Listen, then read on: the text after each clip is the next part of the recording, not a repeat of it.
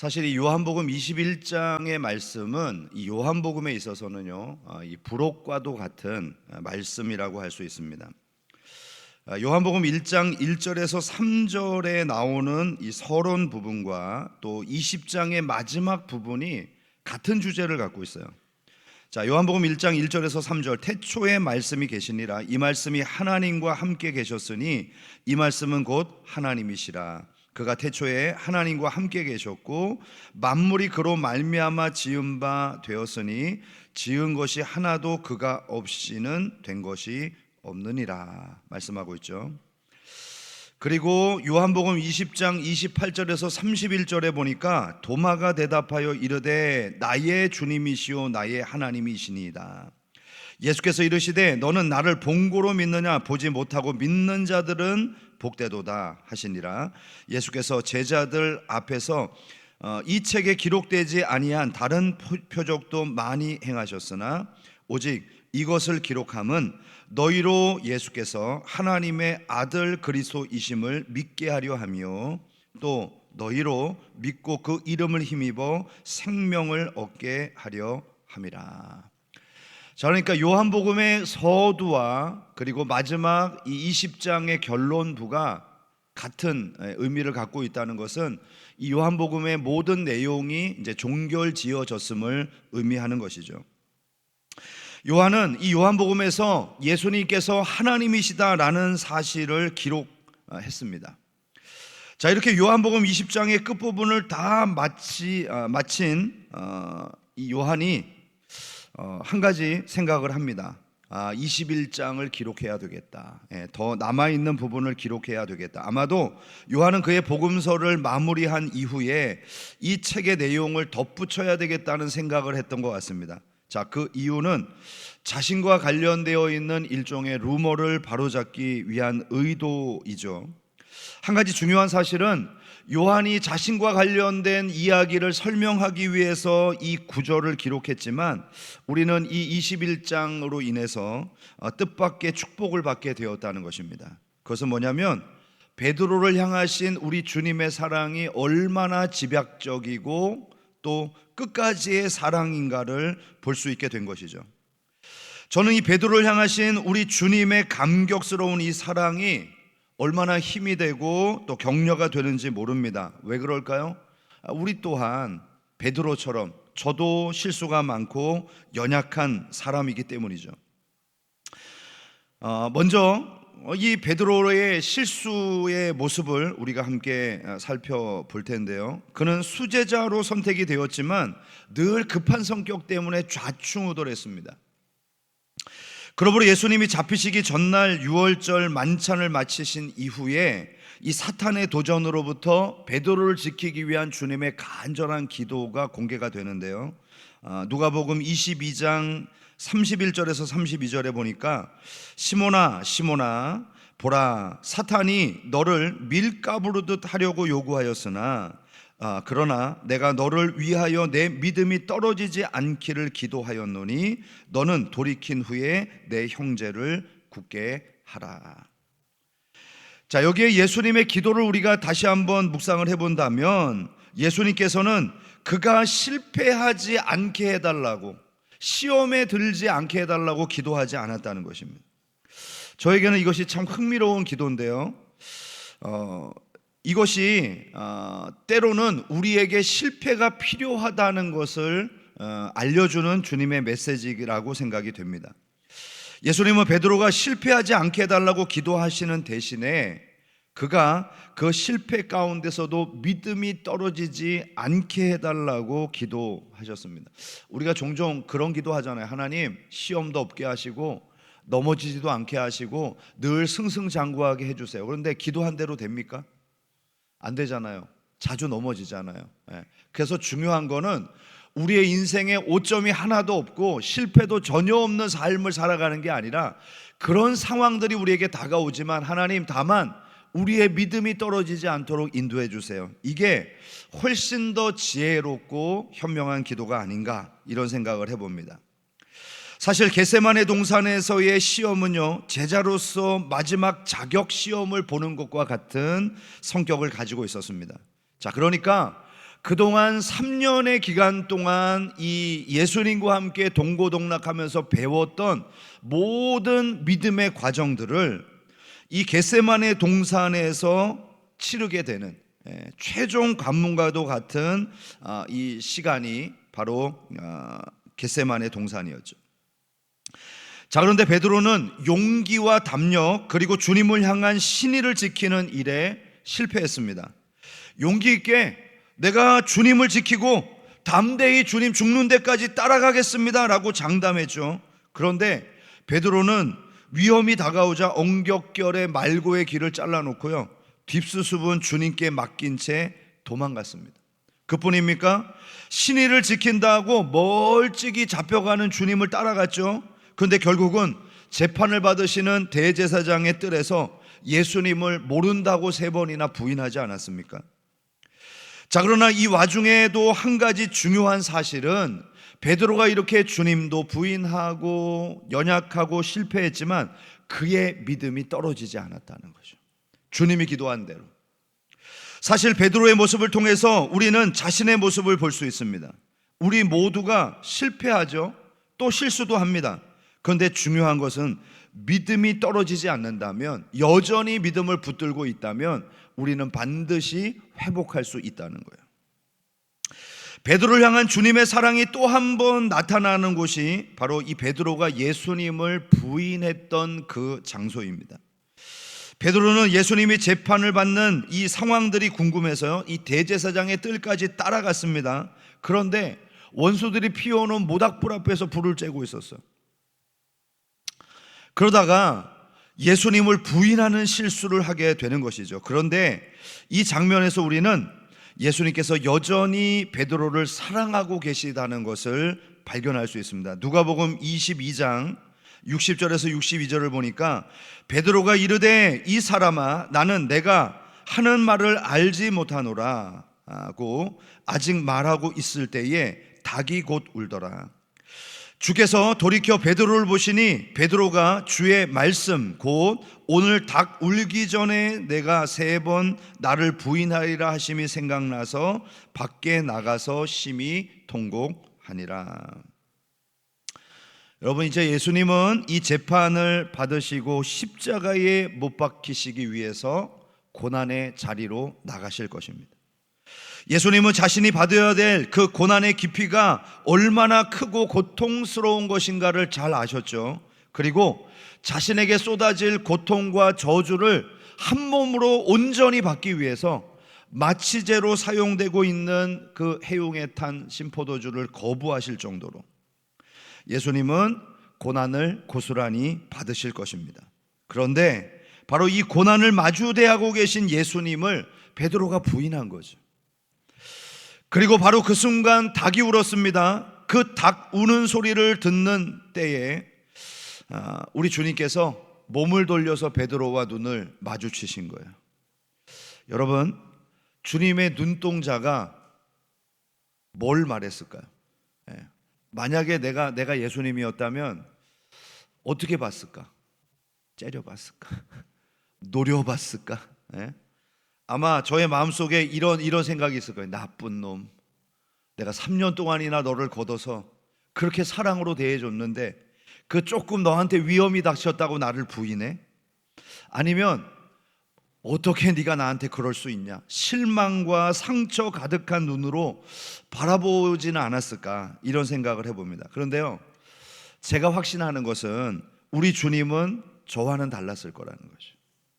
저는 예수님의 눈에 아마도 사랑이 가득 담겨 있지 않았을까 생각이 됩니다. 왜 그럴까요? 예수님은 다 알고 계셨잖아요. 베드로가 부인할 것을 알고 계셨고 그의 믿음이 떨어지지 않기를 기도하셨고 너가 오늘 밤 닭 울기 전에 나를 3번 부인하리라 이미 말씀하셨잖아요. 그래서 예수님의 눈빛에는 베드로야, 내가 너를 이해해. 너 두려워서 그랬지. 너 이런 일 한 번도 안 당해봤지. 그래, 내가 너를 이미 다 알고 사랑했어. 아마 그런 마음이 담겨져 있는 격려의 눈빛이 아니었을까. 여러분, 주님께서 그런 눈빛을 보내셨다고 베드로가 마음에 부담이 없었던 것은 아닐 거예요. 아마도 예수님이 십자가에 못 박히시고 부활하시기까지 3일 동안의 시간은 베드로에게 정말 끔찍한 시간이었을 것입니다. 어쩌면 예수님은 이 베드로는 예수님을 팔고 자살했던 유다가 훨씬 더 나았다라고 생각했을지도 몰라요. 아마도 베드로는 자신이 예수님을 부인할 때 마지막에 가서 저주하며 맹세까지 했던 자신을 이해할 수도 없고 너무나도 미워서 견딜 수가 없었을 거예요. 그러던 중 갑자기 여인들이 찾아와서 이야기를 합니다. 우리가 예수님의 무덤에 갔더니 그 무덤이 열려 있었고 예수님은 거기에 계시지 않았다. 이 빈 무덤의 소식을 전했던 것이죠. 그 여인들은 분명히 예수님의 말씀을 베드로에게 전했을 것입니다. 어떤 말씀일까요? 마가복음 16장 7절에 이렇게 기록합니다. 가서 그의 제자들과 베드로에게 이르기를 예수께서 너희보다 먼저 갈릴리로 가시니 전에 너희에게 말씀하신 대로 너희가 거기서 배우리라 하라 하는지라. 아마 여인들이 찾아와 가지고 제자분들, 예수님께서 갈릴리로 먼저 가신다니까 당신들도 거기서 예수님을 만날 수 있습니다 라고 했다면 베드로가 생각을 했을 거예요. 그래, 나도 예전에 예수님의 수제자였지. 근데 지금은 아니야. 나는 주님의 그 말씀에 해당 사항이 없을 거야. 이런 생각을 했을 거예요. 근데 예수님께서 뭐라 그러시죠? 제자들과 특별히 베드로에게, 이 베드로를 콕 집어서 만나자 이렇게 말씀하신 것입니다. 그렇습니다. 예수님께서는 베드로를 용납하고 계신 것이죠. 예수님은 여전히 이 베드로를 내 제자다라고 분명히 밝혀주셨습니다. 여러분, 우리가 직분을 받고 지금까지 이 직분을 유지할 수 있었던 것 무엇 때문일까요? 우리가 자격이 되어서 여전히 이렇게 잘 감당하는 겁니까? 아니면 특별한 열심과 헌신이 있었기 때문에 나는 남다른 열심을 갖고 있어서 이걸 잘해, 그래서 지금까지 유지하는 것입니까? 사실 돌이켜보면 주님께서 우리를 충성되이 여겨주셔서 사랑으로 지켜봐 주셨기 때문에 가능한 것이지 결코 우리의 무엇 때문이 아닌 것이죠. 그러므로 우리가 우리의 달려갈 길을 다 마치고 주님 앞에 서게 되는 그날에 우리는 이 모든 것이 주님의 은혜였다고 감사의 고백을 올려드릴 수밖에 없는 것입니다. 디모데전서 1장 12절, 나를 능하게 하신 그리스도 예수 우리 주께 내가 감사함은 나를 충성되이 여겨 내게 직분을 맡기심이니. 이 초심, 이 마음을 가지고 끝까지 달려갈 수 있는 저와 여러분이 되시기를 축복합니다. 그리고 이제 예수님이 제자들을 만나시기 위해서 갈릴리 바다 앞에 펼쳐놓으신 이 공개적인 무대가 이제 나오는데요, 이 무대의 연출의 설정이 너무나도 기가 막힙니다. 자, 먼저 예수님께서 마련해 놓으신 환경을 눈여겨보겠습니다. 예수님은 아주 짧은 시간이지만 이 베드로와 예수님이 만났던 그 만남의 장면을 그대로 연출해 놓으셨어요. 자, 그것은 뭔가요? 베드로가 주님께 제자로 부름받았을 때와 동일한 장면이었습니다. 시간은 새벽이었고요, 밤새도록 고기를 잡기 위해서 그물을 내렸지만 소득이 하나도 없었습니다. 지금 베드로는 또다시 실패로 얼룩진 그 밤을 보내고 있는 것이죠. 그런데 누군가 저쪽 해변에서 외칩니다. 여러분, 고기를 좀 잡으셨습니까? 근데 여러분, 이거는 어부들이 종종 주고받는 얘기잖아요. 그렇잖아요. 어디 가서 누가 고기를 잡고 있으면 내가 똑같은 업종에 있으면 아유, 고기 좀 많이 잡으셨어요? 오늘 조항이 어떻습니까? 뭐 이렇게 물어보지 않겠어요? 그러니까 베드로도 아마 그 소리를 듣고 이렇게 외쳤을 거예요. 아유, 오늘은 꽝입니다, 꽝. 아무리 그물을 내려도 고기가 없네요. 아, 일진이 사납습니다. 뭐 이렇게 무뚝뚝하게 대답했지 않겠어요? 그때 저 바닷가에 서 있는 분이 또 외칩니다. 그러면 배 오른편에 그물을 다시 내려보십시오. 이렇게 외쳤어요. 그런데요, 이게 웬일입니까? 그물이 찢어질 정도로 고기가 잡힌 것이죠. 자, 여기서 우리가 얻을 수 있는 교훈이 무엇인가요? 많은 때에 우리 신자들에게 있어서요, 실패와 성공의 차이는 배의 오른편에 그물을 내리냐 왼편에 그물을 내리느냐의 차이라는 거예요.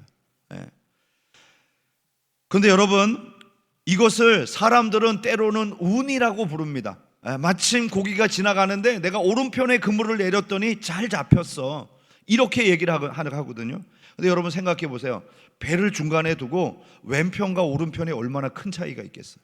똑같은 바다 아니에요? 그 넓은 데서 얼마나 큰 차이가 있겠냐면, 이것은 전적인 하나님의 인도하심이었던 거죠. 그러므로 중요한 사실은 하나님을 신뢰하고 말씀에 의지하여 그물을 내리는 것입니다. 내 인간적인 노력으로 무엇인가를 하려고 할 때 우리는 아무것도 얻지 못합니다. 그러나 주님의 말씀에 의지하여 그물을 내릴 때 우리는 그 그물 안에 가득한 하나님이 허락하신 물질, 가득한 지혜, 가득한 동력자, 가득한 영혼 추수의 열매들을 얻을 수 있는 것이죠. 자, 여러분, 이렇게 이 정도까지 이제 상황이 진행이 됐으면 예전에도 내가 뭔가 비슷한 일을 경험했는데 이런 느낌이 오지 않겠어요? 예전에도 내가 밤새도록 고기 잡았는데 못 잡았다가 아침녘에 그물을 내렸는데 많이 잡았던 기억이 생각날 거 아니에요. 그런데요, 이 제자들 중에 요한이 눈치가 제일 빨랐어요. 제일 머리가 비상한 사람이었던 것 같아요. 모든 제자들이 그냥 눈앞에 있는 그물에 고기가 가득한 걸 보면서 막 흥분하고, 야, 고기 잡혔다, 빨리 끌어올려, 막 이러고 있을 때 요한이 생각을 한 거예요. 저기에 계신 저분이 누군가? 그리고 베드로에게 외칩니다. 저분이 주님 아니야? 우리 예수님이시잖아. 갈릴리 바다에서 우리와 만나자고 하셨는데 주님이 우리를 만나러 오셨어. 자, 이렇게 얘기를 합니다.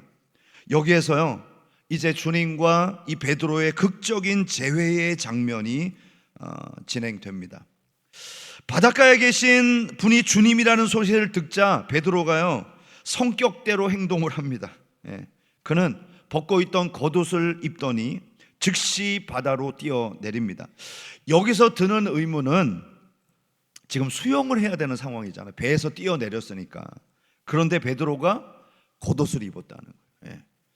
자, 그 이유에 대해서 주석가들은 여러 가지 의견들을 내놓고 있는데요. 베드로가 주님을 대할 때 예의를 갖추기 위한 행동이었다. 이거는 종교적으로, 또 이렇게 겉옷을 입는 행위 자체가 이 경외함의 의미다. 이런 여러 가지 해석들이 있습니다. 우리가 정확한 이유를 알 수는 없지만 오늘 이 베드로가 주님을 향해서 경의와 사랑하는 마음이 담긴 행동을 했다는 것은 틀림없는 사실이죠. 그런데 바닷가에 예수님을 만나러 나왔던 베드로가 예수님께서 설정해 놓으신 이 무대를 보는 순간요, 또 머리가 아찔해지기 시작합니다. 거기에 모닥불이 피워져 있었고요, 생선이 구워지고 있었습니다. 여러분, 모닥불 하면 생각나는 거 있지 않습니까? 얼마 전에 모닥불 앞에서 뭐 했어요? 주님을 부인했잖아요. 때마침 새벽이 아닙니까? 그 새벽 시간에 모닥불 앞에서 주님을 부인했는데 또 새벽이니까 뭐가 울어요? 갈릴리 그 바닷가 동네에서 닭이 울 거 아닙니까? 막 꼬끼어거리면서 우는데 모닥불 있죠, 똑같은 새벽이죠, 닭들이 울죠. 미치겠는 거예요, 베드로가. 와, 주님은 왜 이런 장면을 연출해 놓으셨을까? 주님 앞에 부인했다는 것이 죄송하기도 하고요, 그렇게 무너졌던 자신이 한심하기도 하고요, 정말 쥐구멍이라도 있으면 피하고 싶은 심정으로 거의 미칠 지경이 되었을 거예요. 그런데 여러분, 다시 한번 생각해 봅시다. 지금 이런 모든 상황을 마련해 놓은 것이 베드로에게 무한을 주시기 위함입니까? 그를 회복시키기 위함입니까? 회복시키기 위함이잖아요. 요한복음 21장의 말씀이 어떻게 시작되고 있는가를 보십시오. 21장 1절입니다. 그 후에 예수께서 디베랴 호숫가에서 또 제자들에게 자기를 나타내셨으니 나타내신 일은 이러하니라. 여러분, 지금 제자들이 주님을 찾아간 것이 아니라 주님이 제자들에게 찾아오신 것이죠. 저는 주님이 언제나 우리를 찾아오신다는 이 사실에 감사합니다. 예수님이 제자들을 택하실 때도 먼저 찾아오셔서 관계가 시작되었습니다. 지금 실패와 배신으로 얼룩진 이 관계를 회복하기 위해서 주님께서 먼저 찾아오셨습니다. 그리고 마지막 날에도요, 우리가 이 세상을 떠나게 되는 그 순간 주님은 우리를 찾아와서 우리를 천국으로 인도해 주실 것입니다. 요한복음 14장 1절에서 3절입니다. 너희는 마음에 근심하지 말라. 하나님을 믿으니 또 나를 믿으라. 내 아버지의 집에 거할 곳이 많도다. 그렇지 않으면 너희에게 일렀으리라. 내가 너희를 위하여 거처를 예비하러 가노니 가서 너희를 위하여 거처를 예비하면 내가 다시 와서 너희를 내게로 영접하여 나 있는 곳에 너희도 있게 하리라. 그래서 우리는요, 걱정할 필요가 없는 거죠. 우리의 만남은 우연이 아닌 거예요. 주님이 찾아와서 계획하신 것이고, 우리의 마지막 순간도 주님께서 우리에게 오셔서 우리를 인도하여 나 있는 곳에 너희를 영접하겠다고 했잖아요. 그러니까 시작과 끝이 확실하니까요, 이 중간도 어때요?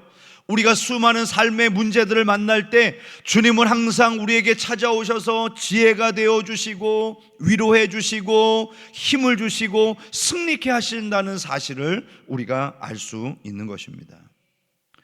이제 주님과 베드로의 회복의 장면을 살펴볼까요?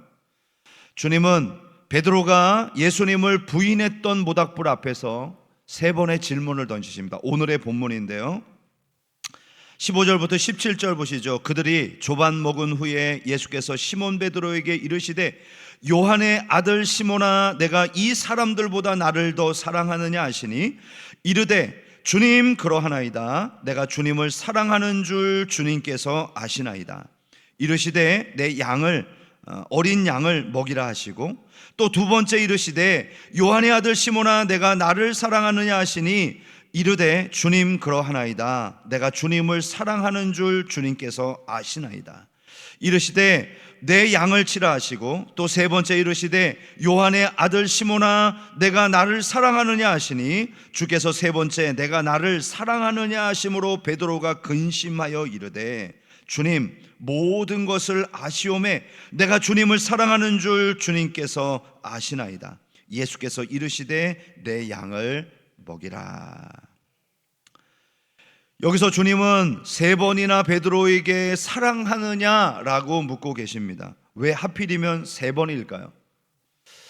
베드로가 예수님을 3번 부인했으니까 등가의 원칙으로 3번 질문하신 건가요? 물론 그런 의미도 있겠죠. 그런데 사실 여기에는 베드로를 향하신 우리 주님의 집요한 사랑이 반영되어 있는 것입니다. 예수님은 베드로에게 확고한 사랑의 고백을 원하셨고, 그가 부인했던 만큼 회개할 수 있는 기회를 똑같이 주신 것이죠. 헬라어 원문에 보면요, 예수님이 질문에 답한 베드로의 말이 아가페이냐 필레오이냐 이런 차이들이 등장을 합니다. 좀 다르게 표현되어 있죠. 물론 이 아가페와 필레오가 헬라어 원어상에서는요 아주 다른 의미를 가지고 있습니다. 자, 그러나 이것은 사실 그 옆에서 지켜봤던 요한이 가지고 있는 해석이에요.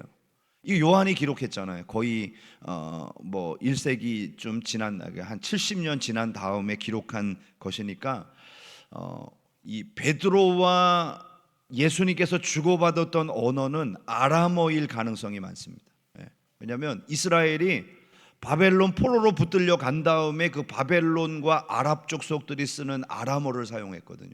그래서 그 뒤로부터 영향을 받아서 예수님 당시에도 갈릴리나 이 주변 지역에는 주로 아람어를 사용했고요, 일부 지식층들이 헬라어를 썼고, 그리고 히브리어는 주로 예배를 드리는 이 종교 예식에서 사용되고 있었습니다. 그래서 우리가 이 성경에도 보면요, 달리다쿰 이게 아람어거든요. 이런 소녀야 일어나라라고 말할 때 엘리 엘리 라마 사박다니 이것도 아람어거든요. 그래서 예수님은 바로 아람어를 주로 사용하셨을 거예요. 그런데 아람어에서는 사랑이 필레오냐, 에로스냐, 아가페냐 이런 구분이 없어요. 사랑은 사랑이에요. 그러니까 아마 이것은 이제 요한이 옆에서 지켜보면서 나름대로 해석을 하면서 이 헬라어의 그런 구분점을 두었던 것입니다. 오늘 이 본문에서 정말 중요한 것은요, 어떤 단어로 질문하고 답했느냐가 아니라 여기서 강조점은 진정으로 네가 나를 사랑하느냐, 이것을 예수님께서 묻고 계시다는 것이죠. 나를 사랑하는 마음을 가지고 다시 내가 돌봐야 할 양떼를 향해 가라, 이것이 오늘 본문의 의미입니다. 이걸 반복적으로 질문하신 것이죠. 그리고 이것은 베드로의 잃어버린 정체성을 찾아주고 다시 그를 제자의 자리로 회복시키기 위함이었습니다. 베드로는 지금 자신이 주님을 부인하고 배신했다는 사실 때문에요, 모든 것이 흔들리고 있는 거예요. 나에게 다시 기회가 주어질까? 여러분, 이 문제 이전에요, 베드로는 자신도 자신을 믿을 수 없는 거죠. 내가 그렇게 잘난 사람인 줄 알았는데, 정말 주님을 위해서 한 목숨 버릴 줄 알았는데, 그 사람들의 위협 앞에 주님을 도망가고 여종의 말 몇 마디에 주님을 부인하고, 이거 내가 이런 사람이었나? 보게 된 것이죠. 나는 주님의 제자로서 자격을 상실한 것은 아닐까? 나는 아직도 주님의 제자인가?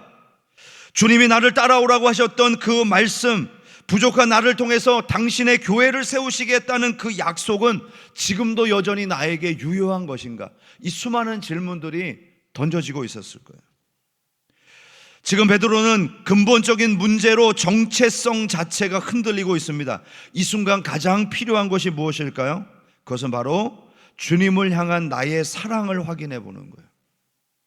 나는 때로 넘어지고 낙심하고 있지만 이것 한 가지만은 분명하다. 나는 주님을 사랑하고 있다. 이거죠. 그래, 나 주님을 멀리 두고 도망갔어. 그런데 주님의 질문 앞에 내가 나를 사랑하느냐? 나의 마음을 돌이켜 보니까요, 그래, 나 주님을 사랑하고 있어. 나는 주님을 3번이나 부인했어요. 그런데 주님의 질문 앞에 요한의 아들 시몬아, 내가 나를 사랑하느냐? 아무리 돌이켜봐도 주님을 부인했지만 내 속에는 여전히 주님을 사랑하는 마음이 있다는 거예요. 지금은 내가 제자인지도 모르겠고 주님의 사랑을 받는지도 모르겠지만, 주님, 내가 주님의 질문 앞에 나 자신을 아무리 돌아봐도 그래요, 나 주님을 사랑하고 있네요. 이 고백을 올리고 있는 것입니다. 여러분, 우리는 너무나도 자주 사탄의 공격을 받습니다. 너가 그런 실수를 하고도 하나님의 사람이냐? 그런 끔찍한 죄를 짓고도 네가 직분자일 수 있느냐? 너는 너 자신도 책임지지 못하는데 어떻게 하나님의 교회를 섬기고 누군가를 이끌 수 있느냐? 그래 놓고도 하나님의 은혜를 갈망한다고? 성령님이 너를 인정하고 지키실 것 같아? 이런 공격들을 끊임없이 쏟아내는 것이죠.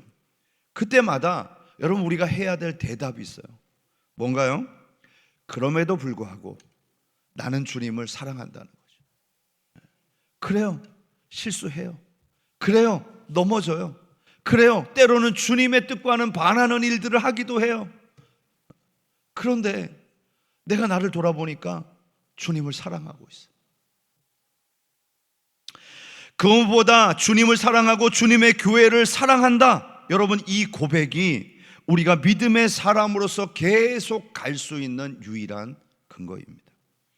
그럼 제가 여러분들에게 한번 질문해 볼게요. 여러분, 다른 것은 몰라도 주님을 사랑하는 그 마음 분명하신가요? 아멘이십니까? 실수하는데도 사랑해요? 때로는 연약한데도 사랑합니까? 아멘이에요. 그러고도 주님을 사랑한다고 할 수 있어요? 아멘이 작아지네. 그래요, 그거 붙들어야 돼. 아니, 베드로는 부인하고도 사랑한다고 했잖아요. 그렇습니다. 그거면 되는 거죠. 우리가 하는 모든 행위와 일은 주님을 사랑하는 그 힘으로 하는 것입니다. 내 힘도 내 공로도 아니죠. 오직 주님을 사랑함으로 합니다. 내가 주님을 사랑하는 줄 주께서 아시나이다. 여러분, 이 고백은 결코 흔들리지 않기를 축복합니다. 한 가지 더 생각할 것은요, 예수님께서 베드로를 오늘 부르시는 이 호칭이요, 베드로를 얼마나 사랑하시고 다시 기회를 주시는가를 볼 수 있는 대목이라는 것이죠. 주님께서 이 베드로를 요한의 아들 시몬이라고 부르십니다. 요한의 아들 시몬. 여러분이 시몬이라고 하는 이름이 본래 베드로의 이름이었거든요. 시몬은 갈대라는 뜻이잖아요. 그런데 이 갈대를 주님께서 뭐라고 말씀하셨죠? 게바. 이게 그 아람어이고요. 베드로, 페트로, 이게 바로 히브리어인데, 헬라어인데 바로 반석이라고 하는 뜻입니다. 자, 그래서 예수님은 이 갈대였던 베드로를 좀 듬직한, 흔들리지 않는 반석이 되게 하시겠다는 그런 의도로 새 이름을 지어 주신 것입니다. 그는 이제 변덕스럽고 즉흥적인 사람이 아니라 반석으로 완성되어 갈 사람인 것이죠. 주님은 이 베드로라는 이름을 지어주시고요, 정작 베드로를 부르실 땐 종종 시몬 이렇게 부르셨어요. 왜냐하면 이것이 일종의 베드로를 부르는 애칭이었기 때문입니다. 여러분, 우리도 종종 친밀감을 표현할 때 부르는 호칭이 있잖아요. 그렇죠?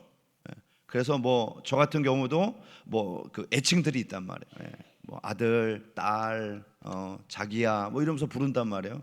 그런데 조금 관계가 안 좋아, 상대편이 조금 잘못했어, 그래서 좀 마음이 상하면 어떻게 부릅니까? 이정배 이렇게 부른단 말이에요. 뭐 정배야 이게 아니라 성까지 풀네임을 다 붙여버리면 그거는 뭔가 화가 난 거예요. 이정배. 그러면 이게 관계가 벌써 이렇게 조금 멀어진 거예요. 예수님께서는 종종 이 베드로를 사랑스럽게 시몬, 너 전에 갈 때였지, 너 그거 옛 이름이잖아, 이렇게 부르셨어요. 시몬이 실수를 하거나 그에게 격려가 필요할 때 이렇게 부르셨어요. 그러다가 정말 꾸짖으려 할 때는 베드로 이렇게 부르셨단 말이에요. 자, 그런데 오늘 본문에 보니까요, 시몬도 아니고 베드로도 아니고 뭐라고 부르시죠? 요한의 아들 시몬이라고 부릅니다. 예외 없이 3번이나 동일한 질문을 던지실 때 요한의 아들 시몬아 이렇게 부르셨단 말이에요. 보통 누구의 아들이라고 칭할 때 유대의 통념상 대단히 격식을 갖춘 경우입니다. 그러니까 이 요한의 아들 시몬아라고 하는 이 명칭 자체가 엄청난 격식을 갖춘 베드로를 대우해 주는 그런 호칭이라는 거예요. 그런데 요한의 아들 베드로가 아니라 뭐라고요? 시몬아.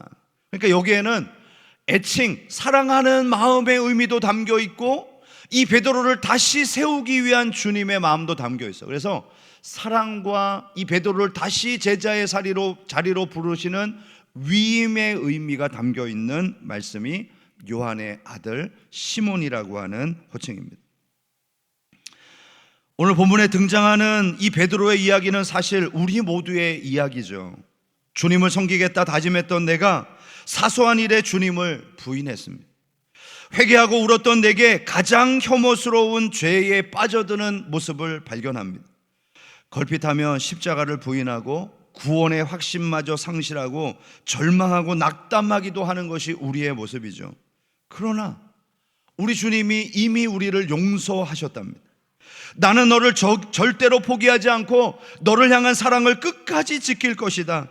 그리고 그 주님께서 다시 지쳐있고 실패있고 모든 것이 끝났다고 생각하는 그 제자들에게 찾아오셔서 기회를 주시는 것입니다. 주님을 등지고 도망하는 그 자리, 불평하고 원망했던 그 자리, 타락하고 넘어졌던 그 자리에서 우리 주님은 또다시 한번 기회를 주시는 거예요. 뭐로요? 내가 너를 사랑해, 내가 너를 절대로 포기하지 않을 거야, 그런 말씀을 주시면서 이제 오늘 본문의 결론을 지어야 되겠습니다. 오늘 본문은요, 우리에게 베드로를 향하신 우리 예수님의 집요한 사랑의 모습을 보여주고 있습니다. 베드로는 실수가 많고 허물 많은 사람이었습니다. 그러나 우리 주님께서는 그런 그를 조금도 변함없이 사랑해 주셨습니다. 그가 예수님을 배신할 것을 아셨지만 예수님은 최소한 그의 믿음이 변치 않기를 미리 기도해 주셨어요. 그리고 예수님은 베드로의 내면의 문제를 해결해 주시기 위해서 그가 예수님을 부인했던 똑같은 환경을 만들어 놓으시고 그로 하여금 사랑을 고백하게 하셨습니다. 그리고 마침내 나는 주님을 사랑한다고, 내 삶에는 정말 주님밖에 없다는 고백을 하게 하셨던 것이죠. 그리고 그의 사랑의 고백을 토대로 예수님은 그에게 또다시 한번 사명을 맡기십니다. 뭐를요? 내 양을 먹이고 내 양을 치라는 것이죠. 우리가 어떤 형태의 사명을 받았든지 우리가 그 사명을 감당할 수 있는 가장 기본적인 능력은요, 바로 우리를 향하신 주님의 사랑입니다. 주님을 향한 우리의 사랑이 식어지면요, 우리는 아무것도 하지 못합니다. 그러나 우리가 주님을 사랑한다면 우리는 모든 일을 감당할 수 있습니다. 그래서요, 오늘 본문의 제목처럼 사랑이 답입니다. 우리가 살아야 될 이유도 사랑 때문이고요, 사명을 감당해야 될 이유도 사랑 때문입니다. 사랑으로 하면 두려울 것이 없습니다. 사랑하면 어려움도 죽음도 우리를 막지 못합니다. 사랑이 실패자를 성공자로, 낙심자를 승리자로 만듭니다. 그러므로 우리의 모든 삶의 이유가 오직 사랑이 될 수 있기를, 사랑에서 답을 찾을 수 있는 우리 모두가 되기를 주님의 이름으로 축원합니다. 기도하겠습니다.